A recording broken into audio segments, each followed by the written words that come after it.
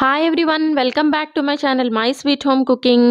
ఈరోజు నేను 15 నిమిషాల్లోనే ట్రెడిషనల్గా మట్టి పాత్రలో చికెన్ ఇగురును చాలా ఈజీగా ఎలా తయారు చేసుకోవాలో చూపిస్తున్నాను.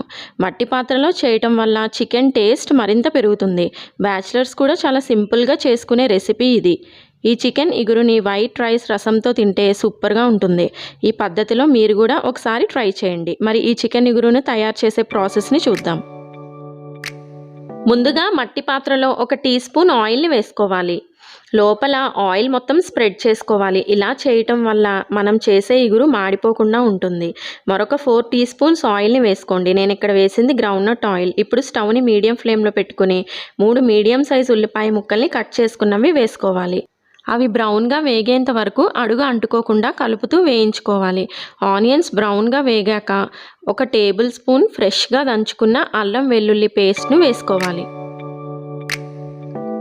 ఈ అల్లం వెల్లుల్లి పేస్ట్ను పచ్చివాసన పోయేంత వరకు 1 నిమిషం పాటు వేయించుకోవాలి. ఇప్పుడు ఫ్రెష్ కరివేపాకు 1 గుప్పెడు వేసుకుని వేయించుకోవాలి.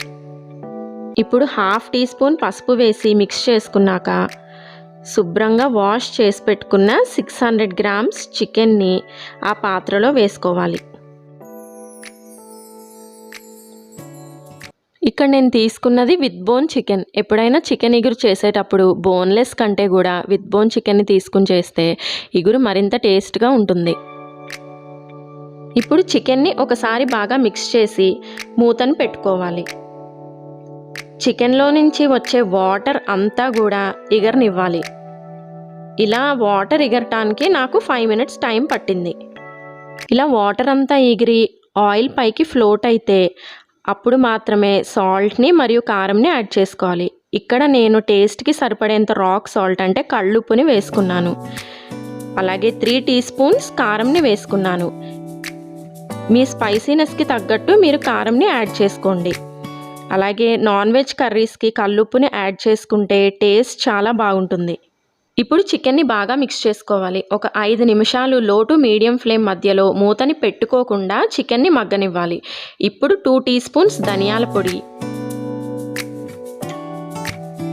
2 టీ స్పూన్స్ గరం మసాలా పొడిని వేసి మిక్స్ చేసుకోవాలి. మరొక 2 మినిట్స్ పాటు చికెన్ని మగ్గనివ్వాలి. చివరగా కట్ చేసుకున్న 5 పచ్చిమిర్చి మరియు కొత్తిమీరను వేసి నిమిషం పాటు సిమ్లో ఉంచి స్టవ్ ఆఫ్ చేసుకోవాలి. లాస్ట్లో పచ్చిమిర్చి వేయటం వల్ల చికెన్కి మంచి ఫ్లేవర్ని ఇస్తుంది. అంతే, ఇలా టేస్టీగా ఈజీగా మట్టి పాత్రలో 15 నిమిషాల్లోనే ఇలా చికెన్ ఇగురుని మీరు కూడా ఒకసారి ట్రై చేసి చూడండి. ఇది వరకు నేను చేసిన మట్టి పాత్రలో చేపల పులుసు అనే రెసిపీని డిస్క్రిప్షన్లో లింక్ని ఇస్తున్నాను. ఆ వీడియోని కూడా చూసి ఒకసారి లైక్ చేయండి.